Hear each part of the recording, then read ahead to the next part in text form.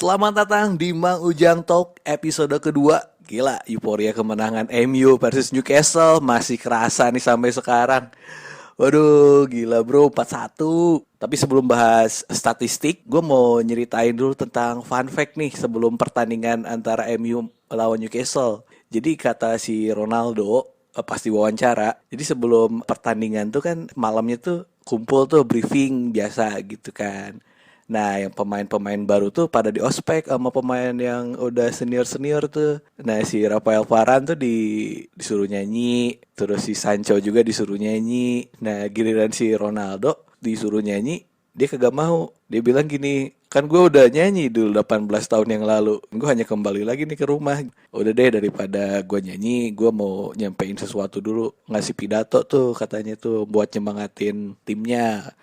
Lo besok harus bener tuh main gitu kan. Jangan ngecewain temen gue si Ole. Itu yang berdampak permainan yang sangat bagus sih ke MU kemarin. Walaupun gue rasa MU bagusnya sih di babak kedua ya kalau menurut gue ya. Ya langsung aja nih gue bahas mengenai pertandingan MU versus Newcastle. Kalau menurut gue sih dari babak pertama MU ini masih Ronaldo sentris. Jadi apa-apa Ronaldo gitu kan. Terus mungkin ada rasa sungkan gitu anjir ngoper ke legend MU. Dan Ronaldo juga manusia bro. Dia juga nervous lah pasti kembali ke rumah gitu kan. Sempat gue lihat dia ketika pegang bola tuh kayak lepas gitu. Selain Ronaldo, ada pemain yang menurut gue masih kurang bagus ya di pertandingan lawan Newcastle, yaitu namanya Matic. Kalau kata gue sih di babak pertama nih, kalau kata Coach Justin nih ancur-ancuran gitu.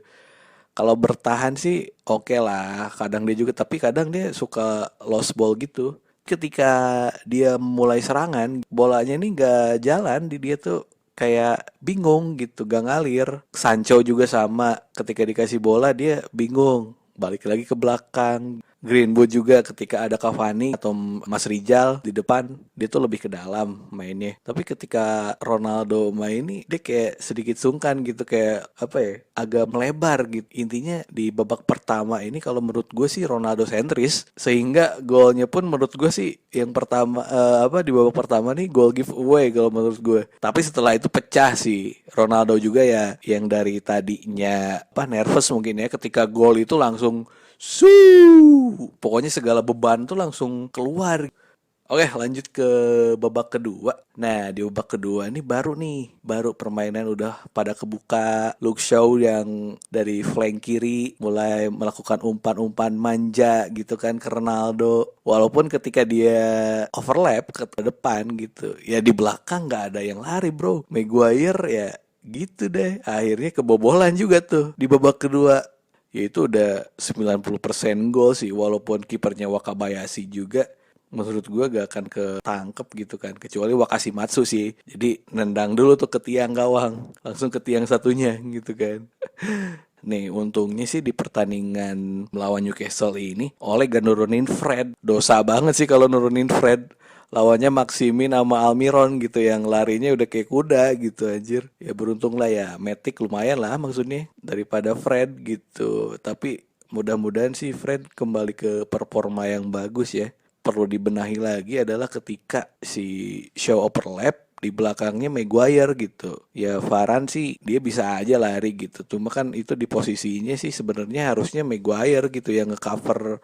Setelah itu mungkin karena faktor legend gitu kan. Jadi pemain ini malah jadi semakin on fire ketika kebobolan dari Newcastle. Alhasil seperti biasa Luke Shaw lari gitu kan, sprint gitu anjir, udah kayak Roberto Carlos ngasih umpan ke Ronaldo dan boom gol lagi. Brace bro, gila. Pokoknya malam yang sangat Ronaldo banget sih hari itu. Kemudian gak kalah cantik juga golnya Bruno Fernandes. Buset, udah kayak apa ya, ini kayak keren banget. Itu anjir tendangan jarak jauhnya Subasa melengkung gitu. Aduh, pokoknya di gol keempat Jesse Lingardinho nyetak juga gol, gila. Tapi sebenarnya yang berperan dari golnya Lingard itu adalah El Martador Martiali anjir, dengan gerak tipunya. Akhirnya sama di Lingardinho ya disikat aja gitu. Tapi menurut gua daripada Sancho sekarang performanya bagusan Lingardinho deh. Jadi buat Ole mungkin ya. Menurut gue sih udah aja pasang Lingardinho aja, keren sih. Nah, kalau Mas Rijal, El Martiale cukup bagus sih itu buat jadi striker bayangan ya. Jadi bayangan di luar gawang gitu aja. Kemudian gue mau ngebahas Van de Beek, anjir cuma dikasih panggungnya 5 menit sih. Padahal kan jadi dia masih belum bisa mengeluarkan kemampuannya gitu. Dan di posisinya juga bukan posisi andalannya dia gitu kan. Posisi andalannya dia kan di bangku paling kanan, di bangku cadangan. Cie. Semangat terus buat Van de Beek untuk meraih posisi utama, tapi sulit banget sih. Dia di bawah bayang-bayang Bruno ya. Kalau gak Bruno cedera, nunggu Bruno kena kartu kuning gitu, akumulasi kartu. Cuma susah banget sih. Menurut kalian Van de Beek nih bagusnya di posisi siapa sih? Untuk sekarang kan posisinya di bangku cadangan paling kanan gitu, di pojokan anjir. Sekali lagi ini cuma opini gue ya antara MU lawan Newcastle kemarin, sudut pandang gue aja sih sebagai fans. Kalau lo gak setuju ya gak apa-apa.